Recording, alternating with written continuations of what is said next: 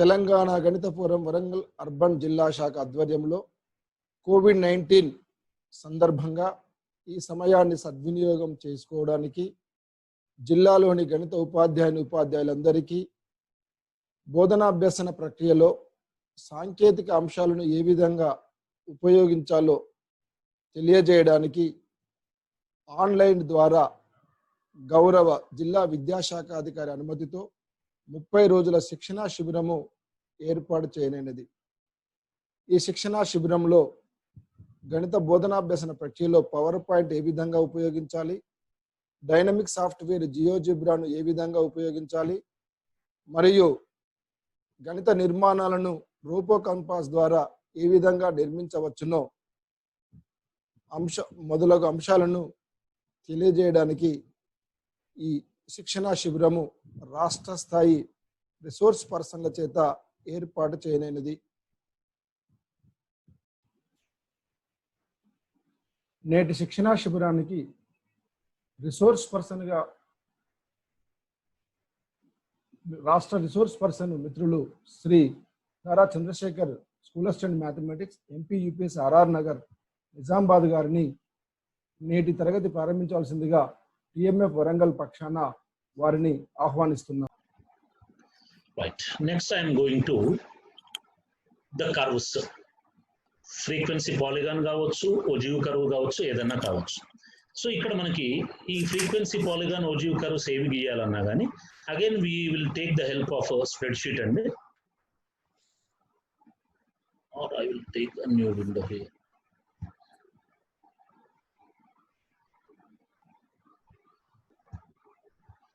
Okay, again I am increasing the font size. So view spreadsheet.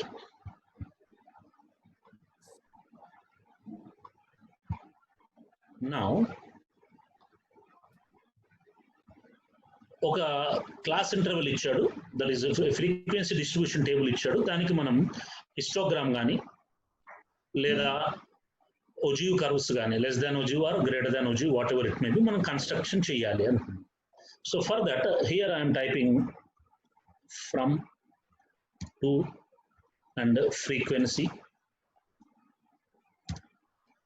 Okay, so from the values are 1 to 10 అనుకుందామండి. It is 11 to 20. These things we have to do manually అండి. So ఇట్లా మనకు ఒక 5-6 క్లాసులు ఉన్నాయి అనుకుందామండి. Same thing ఇక్కడ కూడా. So I'm taking 5 classes. Frequency వచ్చేసరికి 24, 28, 38, 42, 22 సరిపోయింది. నెక్స్ట్ మనం ఫ్రీక్వెన్సీ పాలిగాన్ తయారు చేయాలి అంటే we need mid values and frequency. కాబట్టి ఇక్కడ మనం మిడ్ వాల్యూస్ కావాలి. So I'm taking mid values. So mid values రావాలి అంటే again there is a formula. So formula bracket open, lower limit plus upper limit divided by 2, enter, and this we can drag. మనకి mid values అనేవి వచ్చేసినాయండి. Next frequency already మన దగ్గర ఉంది. So ఈ mid values, ఈ ఫ్రీక్వెన్సీలు రెండింటిని వాడుతూ మనం ఫ్రీక్వెన్సీ పాలిగాన్ అనేది కన్స్ట్రక్షన్ చేయాలి. ఓకే, సో ఇందాక మనం ఆల్రెడీ చెప్పుకున్నాం, లోయర్ లిమిట్ అప్పర్ లిమిట్ రెండు మన దగ్గర ఉన్నప్పుడు, lower bound to upper bound దాకా మన దగ్గర ఉన్నప్పుడు, ఒకవేళ మనం లోయర్ బౌండ్స్ ఇక్కడ రాసుకుందామండి. లోయర్ బౌండ్స్ ఇవి, అప్పర్ బౌండ్స్ అనుకుందాం. So the lower bounds are 0.5 and upper bound is 10.5. So again it is 10.5 to 20.5. These things we have to do manually.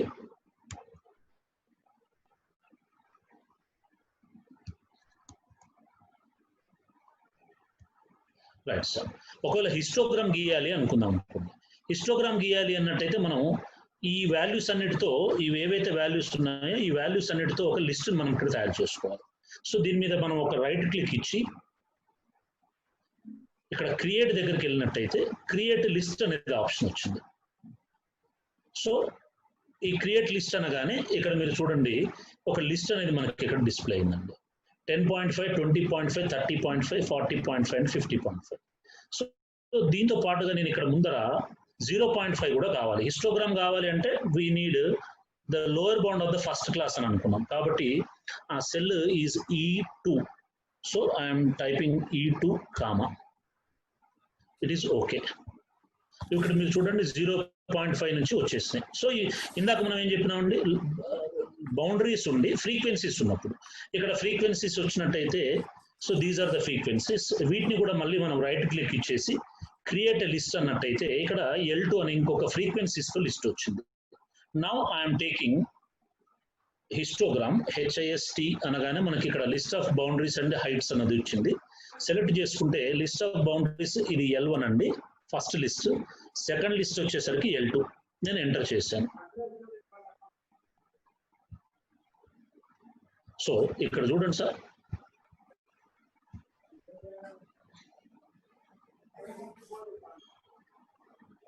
ఇవి హిస్టోగ్రామ్స్ వచ్చేసినాయి.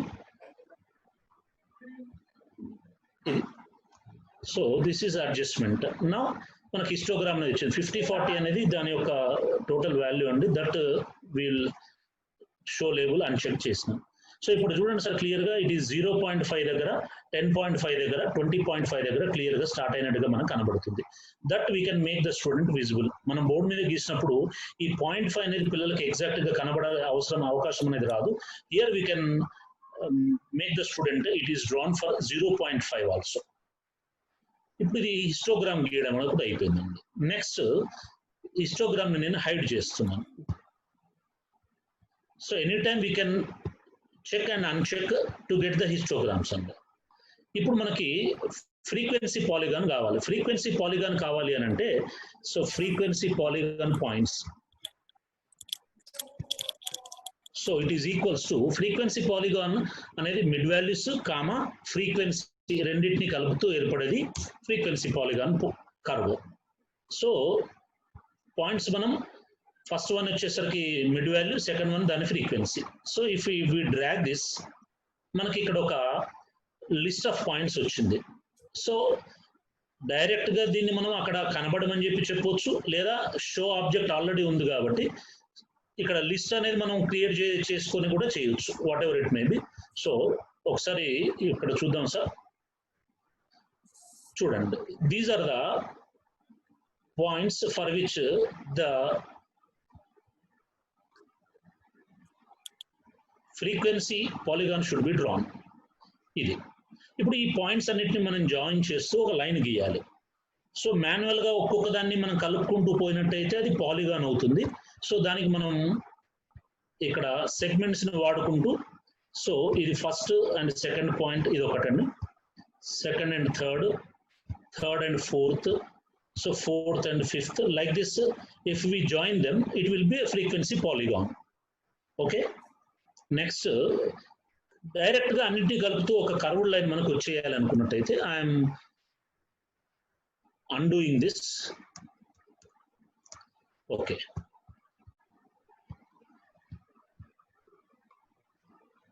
సో ఇక్కడ మళ్ళీ నేను ఇన్పుట్ బార్ హెల్ప్ తీసుకుంటున్నానండి. ఇందులో పాలీ లైన్ అనే ఆప్షన్ తీసుకున్నాను. Poly list of points అడుగుతుంది. లిస్ట్ ఆఫ్ పాయింట్స్ ఏవే ఉన్నాయండి, G2 to G6. So just if I type G2 colon G6, colon always represents equals అండి. సో ఇప్పుడు ఇందాక మనం మాన్యువల్ గా కలపడానికి బదులుగా ఇప్పుడు ఇది ఆటోమేటిక్ గా ఒక కర్వ్డ్ లైన్ అనేది అన్నింటినీ కలిపేసుకుంటూ పోయింది. సో ఇప్పుడు ఇది ఎంటర్ చేయగానే ఈ కర్వ్డ్ లైన్ అనేది F అనే ఒక కర్వ్డ్ లైన్ తో ఇండికేట్ చేస్తుంది. So this is very essential for drawing the curves అండి. సో మనం ఇక్కడ పాలీ లైన్ అనే ఆప్షన్ తీసుకుంటున్నాము. ఈ పాలీ లైన్ ని యూజ్ చేస్తూ ఈ పాయింట్లన్నింటినీ వరుసగా కలుపుతూ మనం ఒక కర్వ్డ్ లైన్ ని మనం ఎస్టాబ్లిష్ చేస్తున్నాం. సో ఫ్రీక్వెన్సీ పాలిగాన్ మనం కన్స్ట్రక్షన్ చేసేటప్పుడు the essential thing is first we have to find the mid values and frequencies already వాడి ఇస్తాడు కాబట్టి ఫ్రీక్వెన్సీ పాలిగాన్ కి సంబంధించిన పాయింట్స్ మనం ఇక్కడ తయారు చేసుకుంటున్నాం. ఈ పాయింట్స్ అనేవి ఆటోమేటిక్ గా గ్రాఫిక్ మీద డిస్ప్లే అయిపోతాయి కాబట్టి polyline అనే ఆప్షన్ యూజ్ చేస్తూ we're constructing the frequency polygon curve. Right. Next I'm moving forward to a similar thing, OGU curves అండి. సో OGU curves లో first less than cumulative frequency than greater than cumulative frequency రెండు వస్తాయి కాబట్టి first we have to find the less than cumulative frequency, that is LCF. So LCF మనం ఎట్లా చేస్తున్నాము ఒకసారి చూద్దాము సార్. ఫస్ట్ వాల్యూ వచ్చేసరికి LCF లో ద సేమ్ థింగ్, ఏదైతే ఫ్రీక్వెన్సీ ఉందో అదే ఫ్రీక్వెన్సీని ఫస్ట్ ఫ్రీక్వెన్సీ కింద తీసుకుంటాము. సెకండ్ దానికి వచ్చేసరికి దీనిని, so look at here sir, ఈ కింద ఉన్న దాంతో యాడ్ చేస్తాం. So this cross adding enter చేస్తున్నాను. Now I can drag this. Every time I can draw this, నాకు ఈ ఫ్రీక్వెన్సీస్ టోటల్ అంతా ఏదైతే ఉందో ఈ టోటల్కి సంబంధించి, so this is 154, the last value is 154. So LCF అనేది మనకి ఇక్కడ తయారైపోయింది. నౌ LCF కి మనం పాయింట్స్ తయారు చేయాలి. సో LCF పాయింట్స్ ఎట్లా తయారవుతాయండి?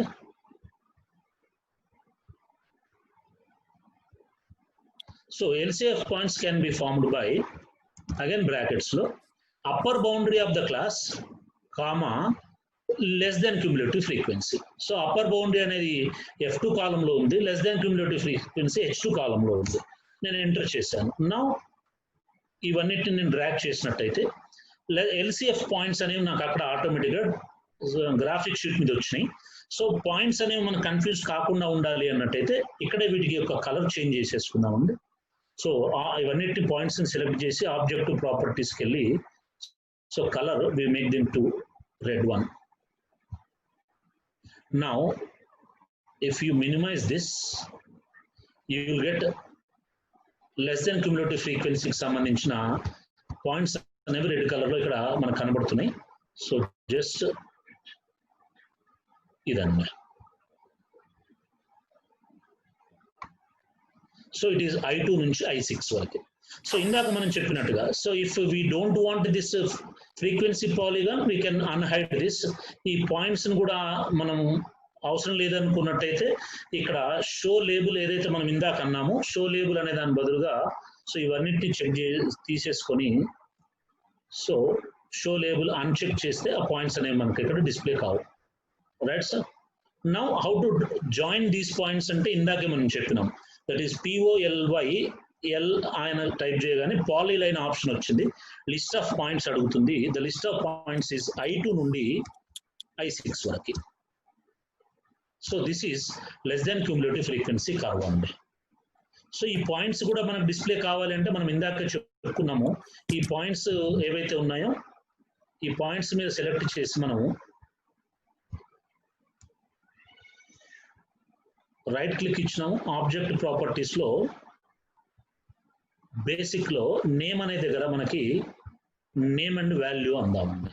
Now both the name and value will appears ఇక్కడ ఈ విధంగా. So in the similar fashion greater than cumulative frequency కావాలి కాబట్టి ఇక్కడ నేను GCF అంటున్నాను.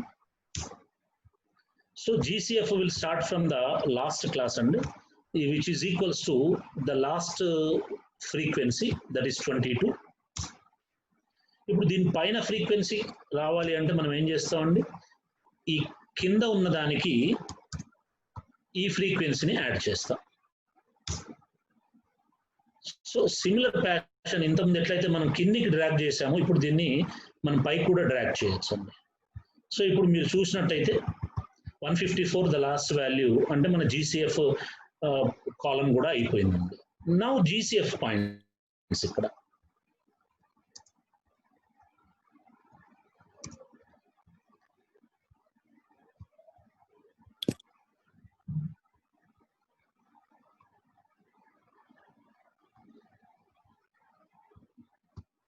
So GCF points lo which is equals to lower boundary comma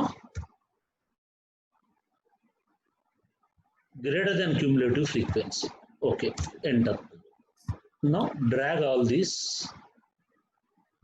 change their color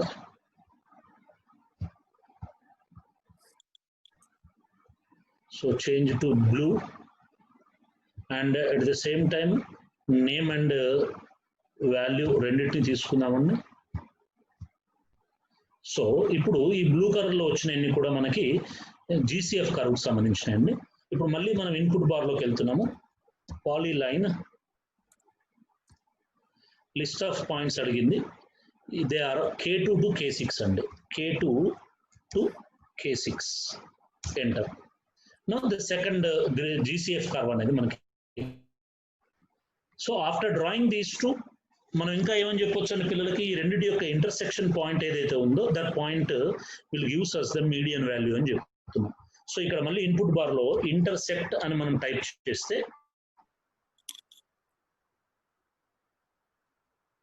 GCF curve వచ్చేసరికి G తోని, GCF కర్వ్ వచ్చేసరికి H తోని ఇండికేట్ చేస్తున్నాం కాబట్టి ఒకటి G వచ్చిందండి, ఇంకోటి H. సో ఇప్పుడు ఇక్కడ చూడండి సార్, ఏదైతే ఇంటర్సెక్షన్ పాయింట్ వచ్చిందో A అనే ఇంటర్సెక్షన్ పాయింట్ తీసుకుంది. దిస్ A అక్కడ జస్ట్ వాల్యూ తీసుకున్నట్టయితే మనం 27.08 and 7.77. So the X value here will gives us the median అని చెప్పి మనం చెప్తున్నాం కాబట్టి the median of this data will be 27.08 అని చెప్పి చెప్పొచ్చు. So this is how to get median by drawing 2 ఓజీవ్స్ అండి. సింగిల్ ఓజీవ్ కావాలి అంటే ఇక్కడ మనం ఒక చిన్న పని ఏం చేయాల్సింది ఉంటుందంటే ఈ n/2 వాల్యూ ఏదైతే ఉందో ఇప్పుడు మన ఫ్రీక్వెన్సీ డిస్ట్రిబ్యూషన్ టేబుల్లో n వాల్యూ 154 ఉంది కాబట్టి ఈ n వాల్యూని మనం ఏం చేద్దామండి బై 2 చేస్తున్నాం. సో ఈ 77 ఏదైతే వాల్యూ ఉందో ఈ 77 వాల్యూ నుంచి మనం ఒక ప్యారలల్ లైన్ గీస్తాం దీనికి. సో x యాక్సిస్ మీద 77 నుంచి ఒక ప్యారలల్ లైన్ గీస్తే that parallel line will intercept at the same point ఇక్కడ. సో ఇక్కడ మనం చూసినట్టయితే 77 it self indicating y value 77 అని చెప్పి మనకి ఇక్కడ ఏర్పడుతుంది.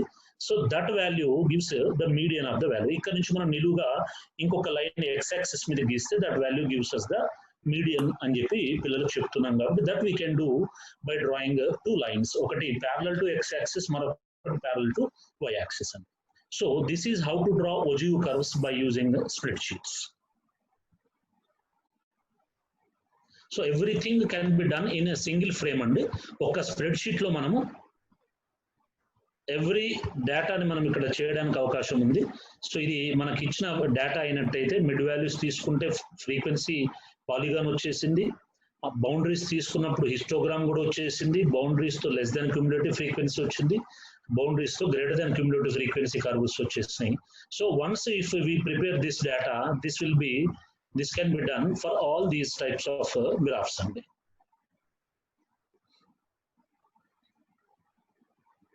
So I have completed my presentation sir. ఇంకేమైనా మనం డౌట్స్ ఉన్నట్టయితే మనం మాట్లాడుకుందాం. Anybody any doubt please regarding statistics graphs, statistical data, how to input in this?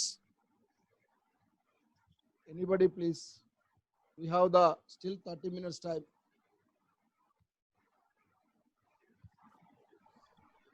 Venugopal sir.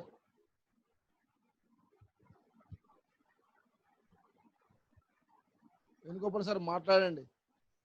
Sir ఇప్పుడు మనకు ఫ్రీక్వెన్సీస్ వాల్యూస్, మనం ఫ్రీక్వెన్సీ వాల్యూస్ బట్టి y యాక్సిస్ మీద డిఫరెంట్ అంటే 5 to అంటే 1 సెంటీమీటర్ స్కేల్ తీసుకునే చాయిస్ మనకు ఉంటుంది కదా, ఇందులో స్కేల్ ని ఎట్లా సెట్ చేసుకోవచ్చు సార్? ఇప్పుడు ఇక్కడ గ్రాఫిక్ మీద మీరు రైట్ క్లిక్ ఇస్తే ఇక్కడ x axis is to y axis అనే ఒక ఆప్షన్ ఉంది సార్. Okay sir. సో ఇందులో మీకు స్కేల్ మీకు ఇక్కడ డిఫరెంట్ స్కేల్స్ కనబడుతున్నాయి చూడండి సార్. 1:1, 1:2, 2:1, 5:1, 1:10, 10:1. మీరు ఏది సెలెక్ట్ చేసుకుంటే ఆ స్కేల్ ప్రకారం ఆటోమేటిక్ గా డిస్ప్లే అయిపోతుంది సార్.